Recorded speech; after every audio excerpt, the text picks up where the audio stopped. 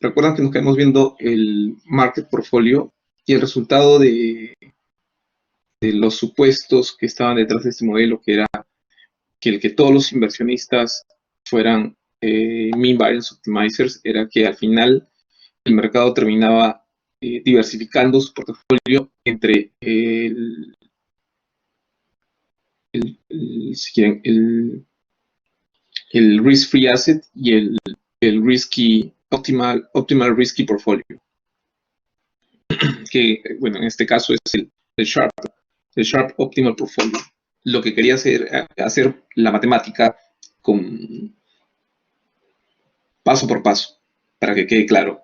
Si ustedes han descargado la diapositiva, dice el CI es el Market Capitalization del activo I. Market Capitalization. Cap.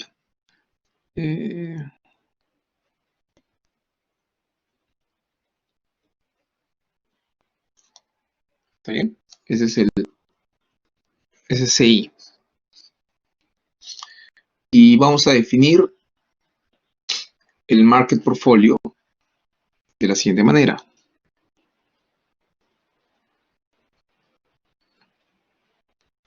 Esto es lo que se está invirtiendo en el activo I, en el Market Portfolio.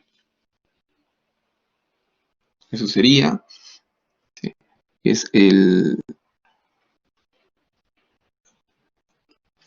Market Capitalization del activo I sobre la suma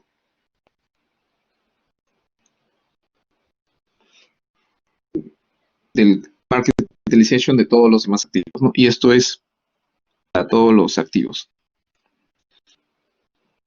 Hasta okay, hay de activos. Vamos a asumir que todos los inversionistas son optimizers. Si los inversionistas son mean variance optimizers, eso quiere decir que, y suponiendo que hay luego, tenemos que sea PWK, la riqueza, este es el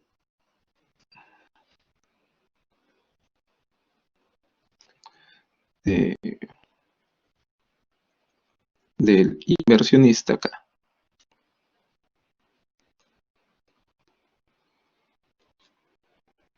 Y supongamos que X0K, este es fraction of wealth invested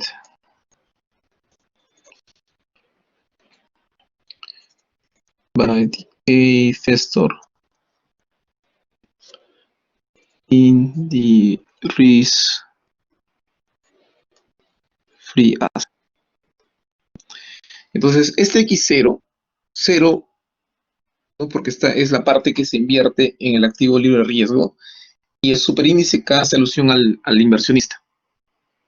Sí, para diferenciarlo del superíndice M, que es del mercado. De acuerdo con lo que hemos visto en el problema anterior, sabemos que por el One Fund Theorem, los inversionistas, los mean variance optimizers, diversifican entre el optimal risky portfolio y el risk free asset. De modo que la frontera, ellos terminan, digamos, con un portafolio de esta manera.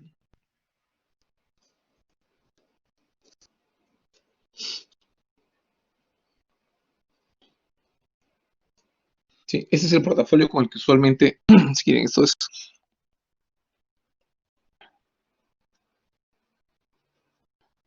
Estamos recordando. Este es el portafolio de un mean variance optimizer. ¿Ok? Cualquier mean variance optimizer tiene ese portafolio. Este S es S1, S2, SD. Y ese S se ha obtenido a partir del X, dividiéndolo entre la suma de los XJ, desde J1 hasta D. De tal manera que por construcción, la suma de los S va a ser 1. Es decir, SI va a ser XI sobre la sumatoria de los XJ, desde 1 hasta D.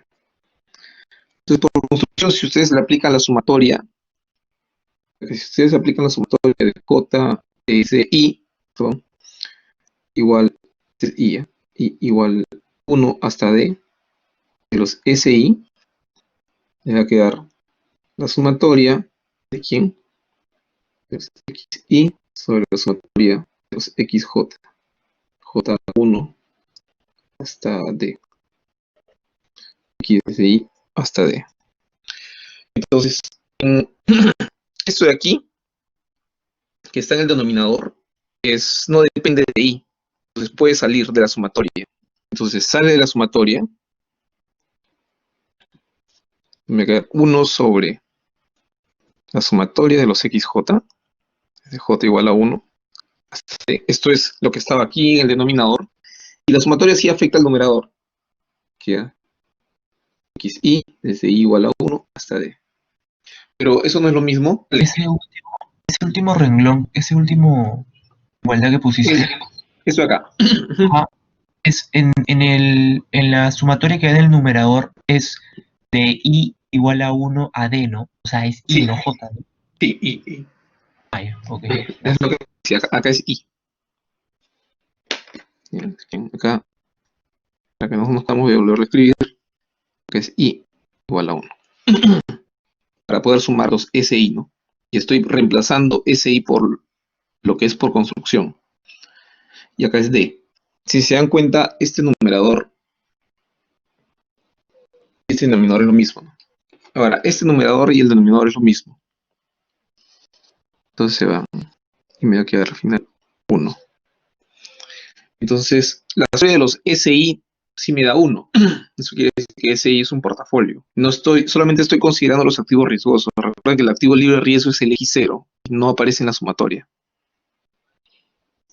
Siempre estamos yendo desde 1. Entonces, el X0 ya está acá, en esta parte de acá. Por eso separo, si quieren, el portafolio, entonces, una parte que es el activo libre de riesgo y la otra parte es la que tiene los activos riesgosos.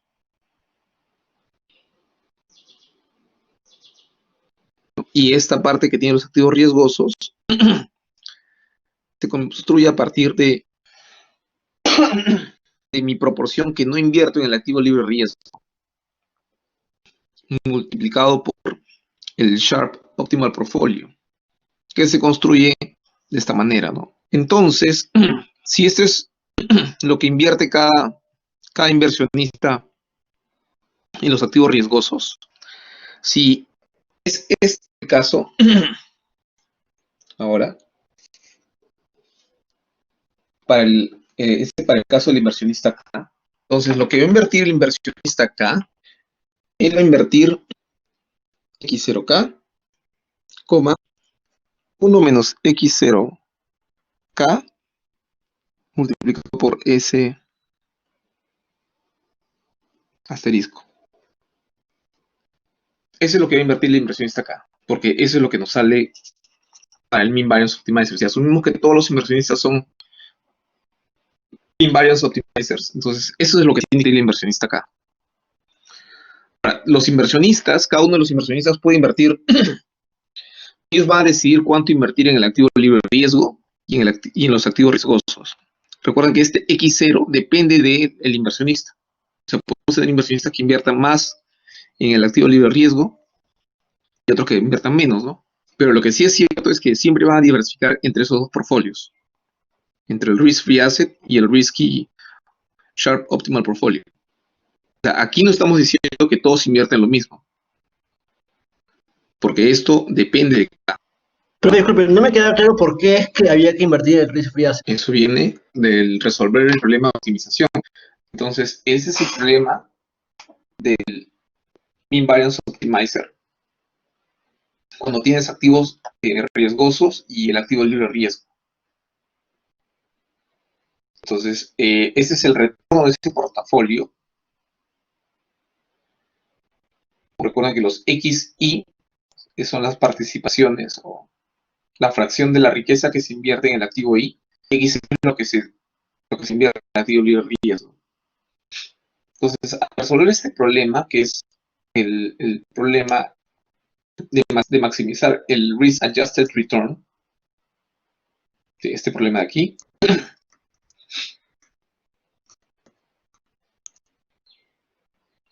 encontramos, después de hacer álgebra, que esta es la frontera eficiente como función del parámetro de aversión al riesgo. Es decir, los X es un vector de X de activos riesgosos y acá tienes, y el resto sería lo que inviertes en activo libre de riesgo. Y haciendo este análisis de aquí, sabíamos que inicialmente la solución de los X era 1 sobre 2 veces todo, que era el Risk Aversion Parameter, la inversa de esta matriz de varianzas covarianzas, multiplicado por el vector de Expected Returns. Ese es el Excess Return. Y descubrimos que si construimos un nuevo portfolio a partir de este de aquí, que es el Optimal Portfolio, en los, si quieres, lo que vas a invertir en los activos riesgosos, y lo construimos a partir de ese vector, si quieres, normalizándolo, haciendo que todas las entradas de ese vector sumen 1. Y haciendo un poco de álgebra nos cuenta que en realidad este X de aquí no depende del parámetro de aversión al riesgo. Y finalmente descubrimos que todos los mean variance optimizers invierten de esta manera. Es por eso que cuando yo les digo, hasta ahí, si quedó, y esto lo hemos demostrado ahorita, ¿no? Que este S estrella es un portfolio, ¿no? Porque todas sus entradas suman 1. Entonces ahí llegamos al One Fund Theorem, que es lo que dice que todos los portfolios en el mercado, cuando incorporan risk-free asset, se puede construir diversificando entre el risk-free asset y ese single portfolio estrella, ¿no? Que va a terminar siendo al final un punto en la frontera eficiente. En la frontera eficiente cuando solamente consideras risky assets. De hecho, ese punto es el punto de tangencia de la línea que parte del retorno libre de riesgo y que toca esta frontera eficiente de activos riesgosos. Quiero entender una cosa, o sea, si el risk free asset en ese gráfico que está ahí fuera 3, por ejemplo, el punto de tangencia sería mucho mayor y el riesgo sería, el retorno sería más alto y la volatilidad más alta, ¿así funciona? Sí, tal cual. Pero tu Sharp sería más chiquito, ¿no? Así como lo veo, Ah, claro, claro. porque tendría menos ángulo, ¿no? ¿Cuál es el máximo Sharp ahí, supuestamente? Es el que se construye acá, ¿no? Sería la tangente de esta acá. No se ve su El ángulo. cursor, por Ya, si acaso, pero imagino que es el puntito. Y ahí en ese gráfico, ¿cuál es el máximo Sharp que puedes conseguir con esa frontera eficiente? ya, va a ser la tangente teta, porque podrías elegir cualquier otro. O sea, podrías trazar una línea desde el risk-free asset. Al final, o sea, el inversionista puede diversificar entre cualquier punto de aquí, si quieren, de la frontera eficiente y este R de acá. O sea, podrías trazar una línea que sea, que corte a esa línea. Puedes trazar una línea desde RF en verde, si quieres, que corte a la línea azul. Y en el punto de intersección tienes ahí una tangente, ¿no? Pero esa no va a ser la óptima, ¿no? La óptima es la que va a hacer que tú te vayas aumentando, si quieres, el ángulo hasta que logres tocar la línea azul en un solo punto. Y recién eso va a permitirte construir tu efficient con el risk-free asset. O sea, si quieres, La azul, la línea azul, es tu efficient frontier con risky assets, y la verde es tu efficient frontier incorporando un risk-free asset. Y lo que dice el teorema es que cuando incorporas un risk-free asset,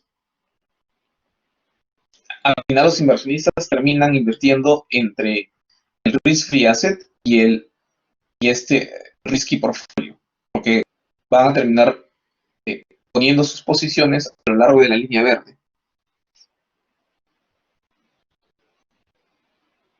O sea, no dice que van a invertir en el punto azul donde está esa estrella, sino que vas a terminar invirtiendo en cualquier punto que va desde RF y que cruza el punto S estrella, sobre esa línea. Eso es lo que va a hacer cualquier inversionista. ¿Dónde se va a parar? ¿Dónde va a decidir invertir? Bueno, va a depender de cuánto riesgo quiera asumir, ¿no? O sea, siempre va a estar en la frontera eficiente, ¿no? Porque tiene que estar en la verde. El azul no, porque va a reportar más utilidad de estar sobre la verde. O sea, solamente vas a ser diferente entre el azul y la verde cuando estés en esa estrella. Que podrías estar corto del activo libre de riesgo y largo, podría inclusive, un poco recogiendo lo que nos dice Omar, podría ser un salvaje riesgo. No, o sea, inclusive aquí podría ser un salvaje riesgo y estar sobreexpuesto al activo, al portfolio de risky assets y estar corto en el activo libre riesgo.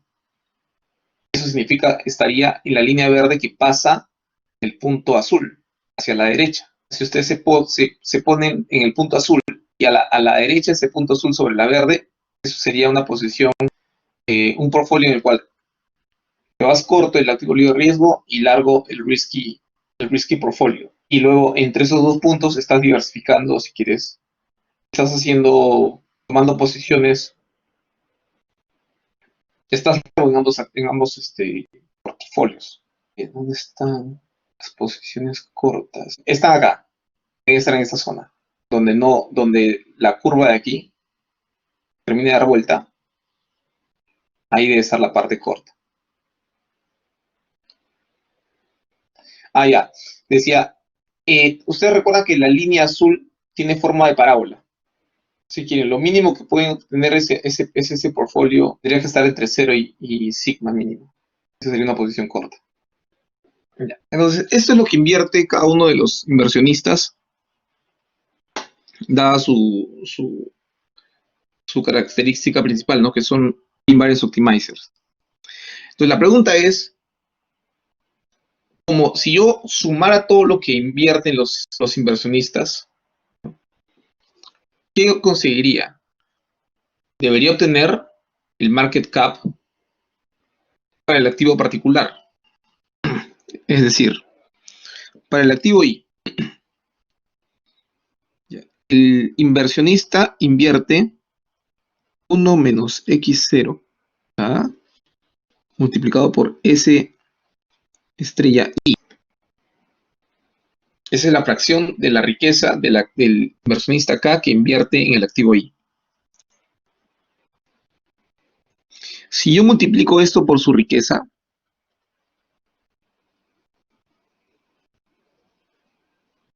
voy a obtener en cash cuánto está invirtiendo el inversionista K en el activo I.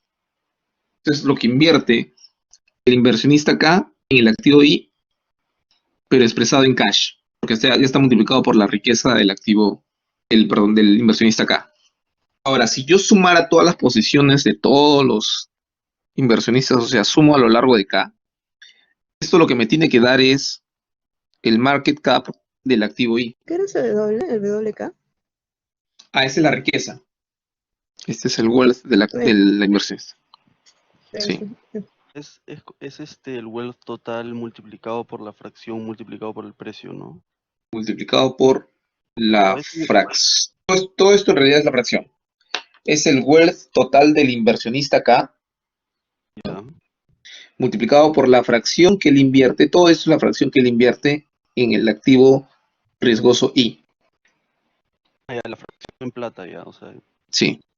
Ajá, Ese y 20%, 30%, 10%, ¿no? Es fraction. ¿ese es el precio? No, ¿Esa es la recuerda fracción? que SI es una fracción. Ah, ya. Es la fracción que se invierte en el activo riesgoso I, que corresponde al optimal portfolio, Ya. sobre que es el punto de tangencia entre la línea verde, ¿no? y la línea azul. Si quieres, es un punto de la frontera eficiente cuando solamente consideras activos riesgosos, pero que también se encontraría cuando tú decides invertir o mejor dicho, es aquel punto, aquella asignación de portafolio que maximiza pues el excess return. Era así. Si acá está el risk free.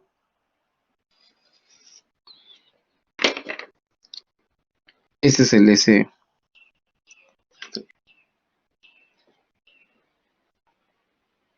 Entonces al final también es una fracción. Por eso que todo este producto es una fracción.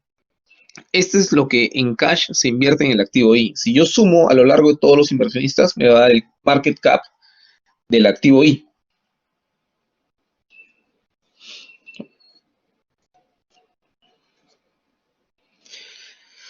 Y ahora, si voy a la definición de cuánto es que el mercado invierte en el activo I, digo, ok, lo que el mercado invierte en el activo I es el market cap del activo I sobre la sumatoria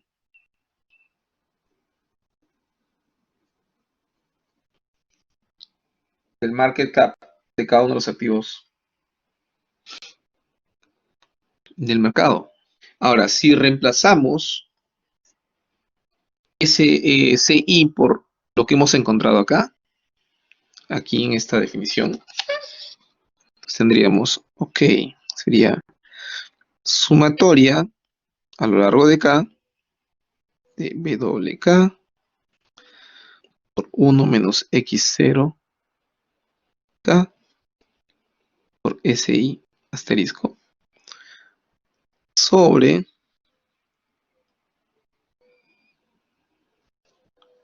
sumatoria en J de esto de acá, ¿no? Que sería sumatoria en K de BWK 1 menos X0 K por SJ. Ahora, si se dan cuenta aquí, este SI estrella no depende de K. ¿No? SI estrella no depende de K. Entonces lo puedo sacar de la sumatoria. Lo mismo aquí. SJ estrella no depende de K. Entonces puede salir de la sumatoria. Pero no va a salir de la sumatoria de afuera porque acá sí aparece J. Entonces va a quedarse aquí, entre las dos. Entonces me está quedando. Este es SI estrella. Sumatoria. K. WK.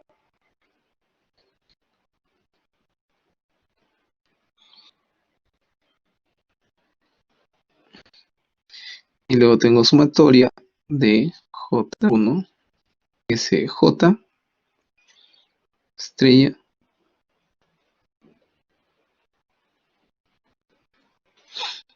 1 menos X0 K.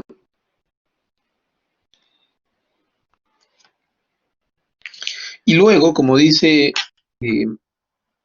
Magali, esta sumatoria de aquí tampoco depende de J, entonces puede salir de la sumatoria. Entonces va a quedar como multiplicando. Y ahora este numerador con este de aquí es lo mismo. Entonces esto se va a ir con esto. Y me va a quedar, a ver, un poquito. SI sobre la sumatoria de los SI.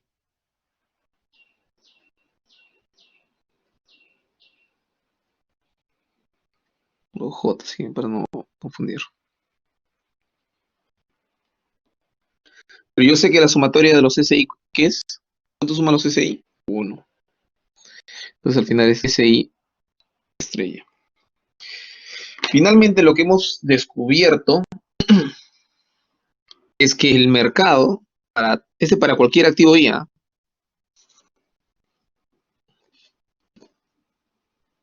el mercado termina invirtiendo en el activo I, ¿ya?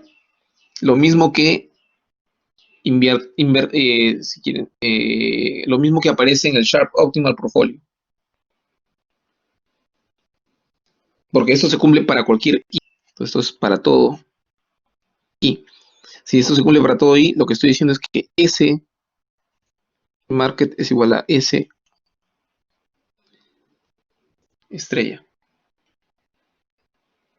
Entonces el market portfolio es igual al Sharp Optimal Portfolio. Profe, una última duda. Normalmente cuando hacemos sumatoria, yo entiendo que, por ejemplo, tú saques en el numerador tú sacas el SJ, ¿no? Porque, digamos, J no está relacionado con K. Perfecto, yo lo entiendo. Pero ¿cómo sabes que esas dos sumatorias ya no hay una forma de unión entre ellas, ¿me entiendes? Porque aún si sacaras el SJ, podría haber como que una relación entre las dos sumatorias, ¿no? Para que no se desunan y no generen un producto independiente, ¿me entiendes? ¿Cómo te das cuenta en eso?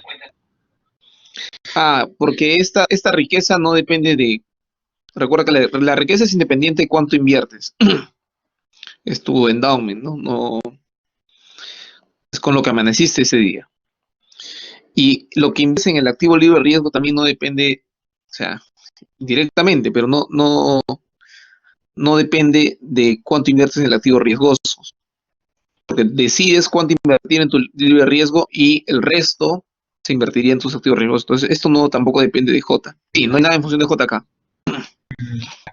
Por eso puede salir. Entonces, cuando sale, termina como multiplicando, ¿no?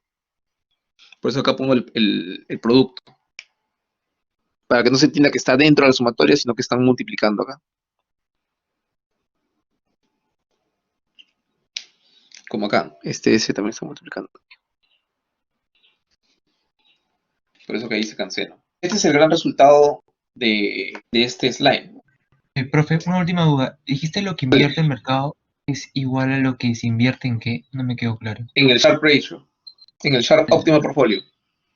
Sharp Ratio, ya. Sharp Optimal Portafolio, entonces, ¿no? Sí, Ok, este gracias. es mi Sharp. Este de aquí es estrella, es también mi Sharp Optimal Portfolio, que sería en el gráfico este acá, ¿no?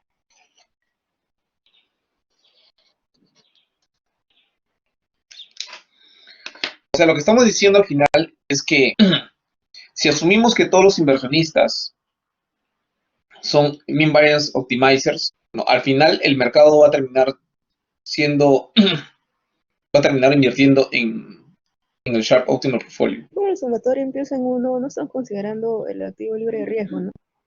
Sí, no estoy considerando el activo libre de riesgo.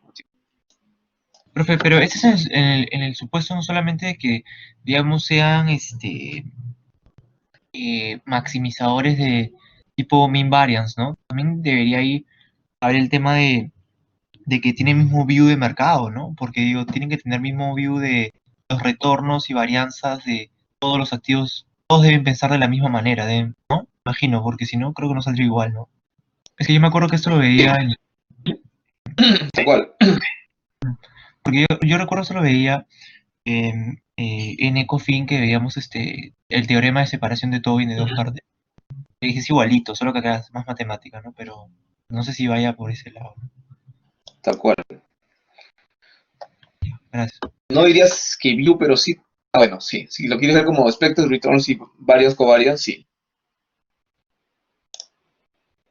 Y entonces, otro nombre para nuestro Efficient Frontier, y eso ya lo mencionó Álvaro creo que fue, que mencionó, ¿no? Es nuestro Capital Market Line. La Efficient Frontier con el Risk Free Asset también se le va a llamar Capital Market Line. O sea, esta línea, ¿no? la línea verde.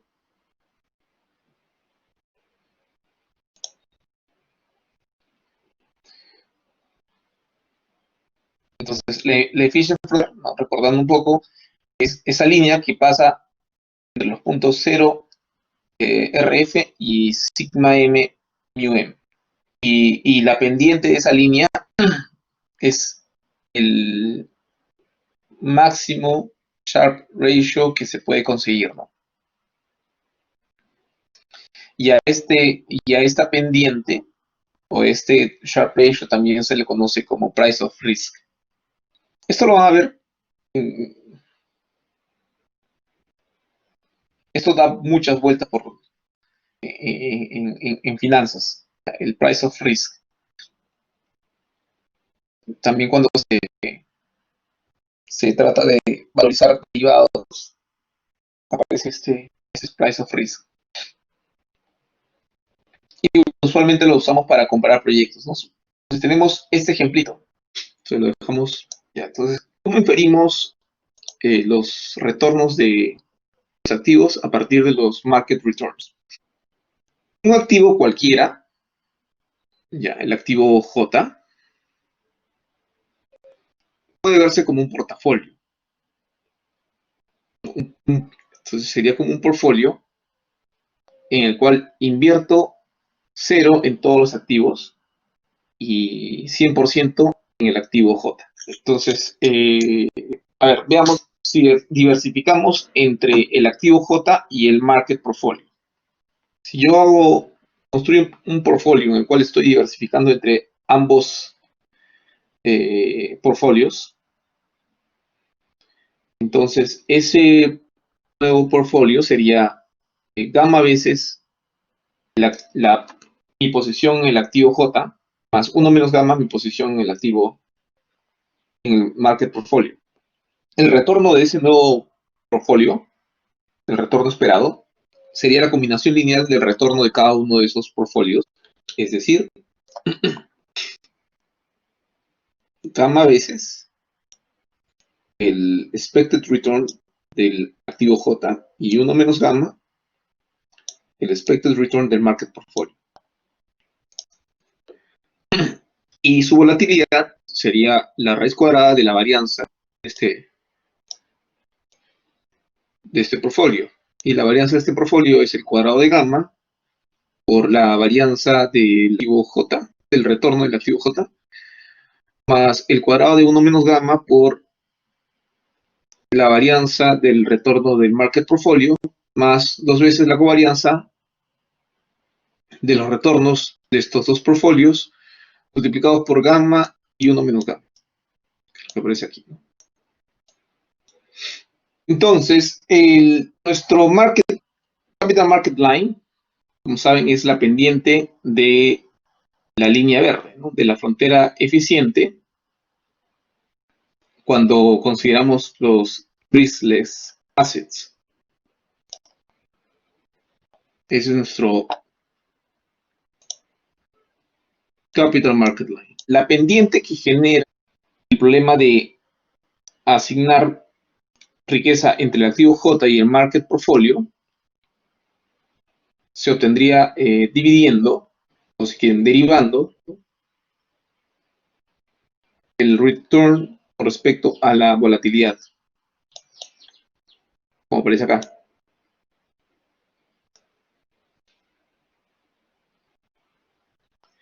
Y esa sería la pendiente, ¿no? Decía que la pendiente de, o sea, recuerden que ustedes tienen esta nueva asignación, han decidido construir un portafolio diversificando entre el activo J y el market portfolio. Bien, entonces lo que quiero hacer, como dice acá, yo sé que mi efficient frontier, acá la nota está mal, ¿eh? Porque esto debe ser, acá es al revés, ¿no? La azul es without risk-free asset y la verde es with risk-free y la segmentada es la de este nuevo portfolio. Las tres curvas deberían coincidir en el punto rojo. O sea, deberían tener la misma pendiente. Entonces, yo ya sé cuál es la pendiente de la verde, que es esta de acá. Ahora procedo a calcular la pendiente del portfolio. Así es. Ahora procedo a calcular la pendiente del portfolio que tiene el asset J y el market portfolio. Y eso es la derivada del retorno de ese portfolio con respecto a la volatilidad de ese portfolio. Y usando regla de la cadena, si quieren, esto se puede separar en la derivada de mu gamma con respecto a gamma sobre la derivada de sigma gamma con respecto a gamma. Es como que esto se cancela. Te queda lo mismo.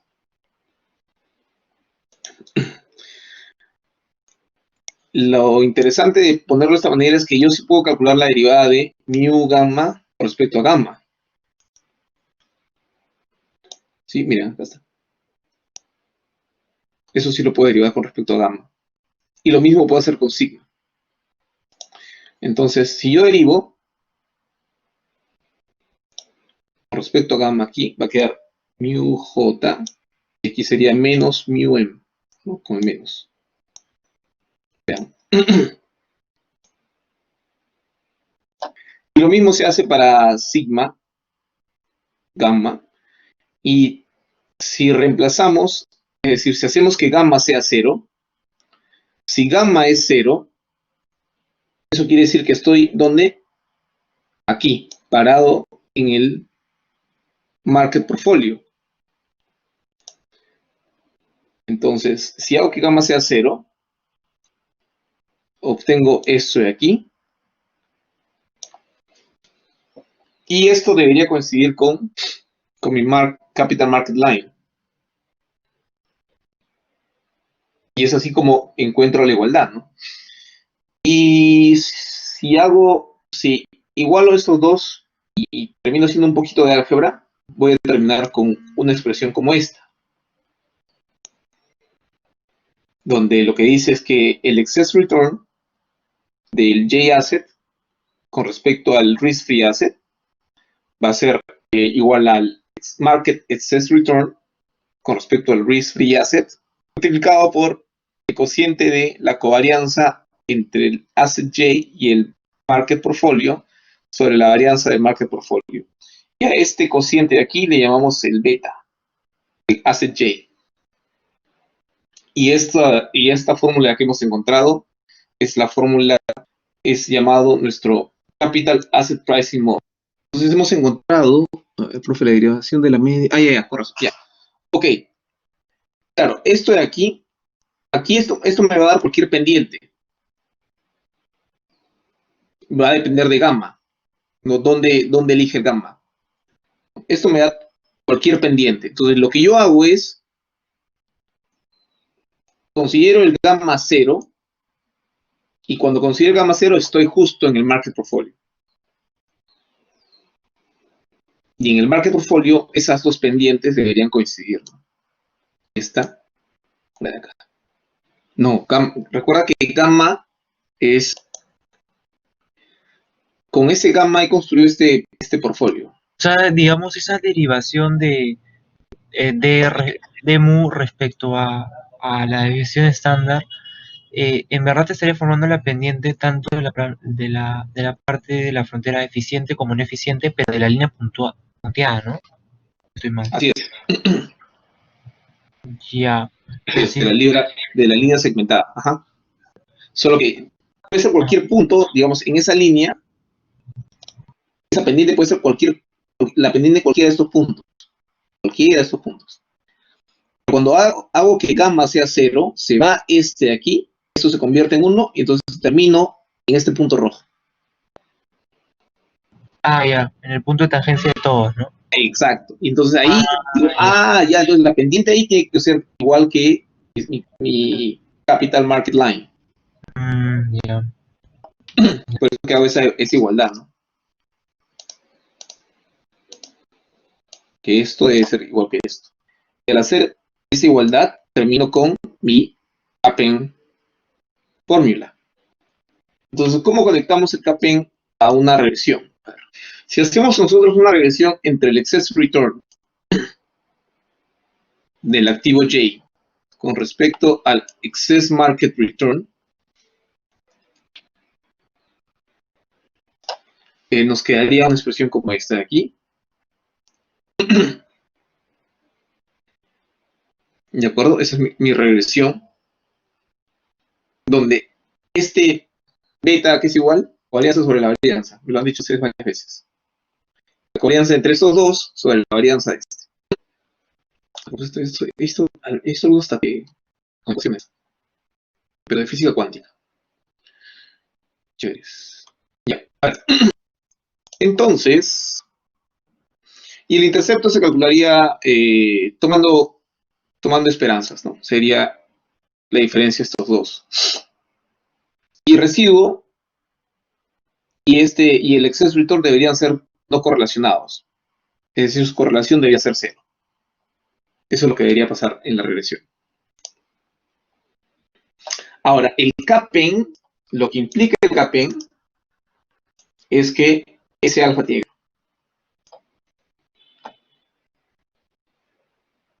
Es decir, que la relación que debería haber entre los excess returns debería ser esta de aquí. ¿Y cómo descomponemos el riesgo del asociado al activo J? Como la varianza, en esta ecuación de aquí,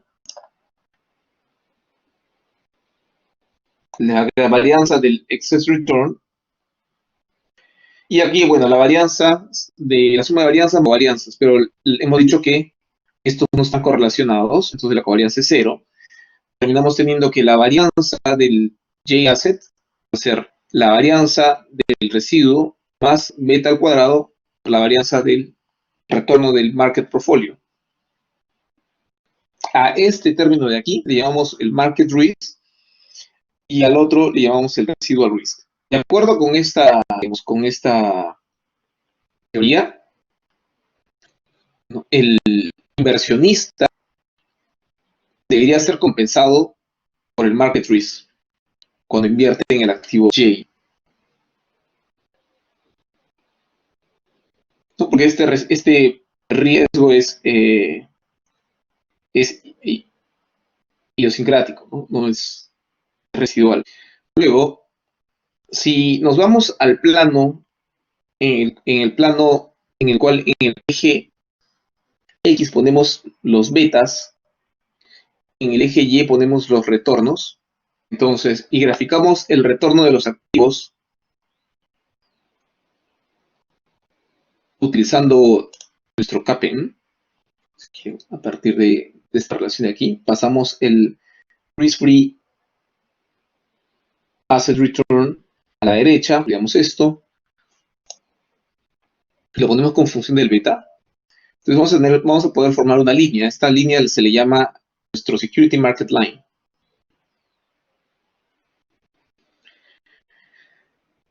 Y en teoría todos los activos deberían estar sobre la línea.